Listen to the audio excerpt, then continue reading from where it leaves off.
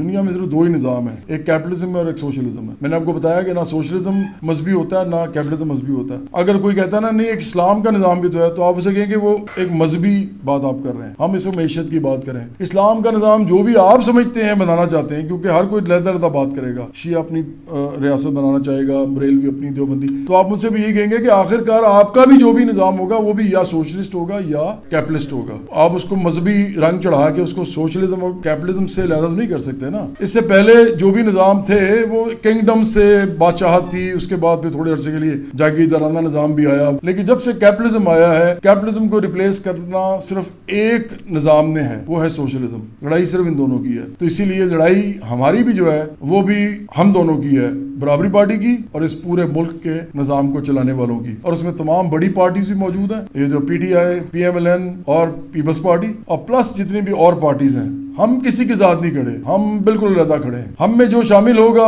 وہ ہمارے نظریے پہ شامل ہوگا, اور یہ وہ والا نظریہ نہیں ہے جو اور کسی پارٹی کے لیڈر کہتا ہے جی میرا نظریہ کوئی نہیں ہوتا. یہ نظریہ خود نظریہ ہے. سوشلزم میرا نظریہ نہیں ہے. سوشلزم بائی اٹ سیلف ایک نظریہ ہے. یہ نظریہ جو ہے یہ معیشت کا نظریہ ہے, اور اس نے ریپلیس کرنا ہے کیپٹلزم کو. اور مجھے اپنا نظریہ اس کو اس لیے بنانا ہے کیونکہ اس کے علاوہ میری بقا کا کوئی امکان نہیں ہے.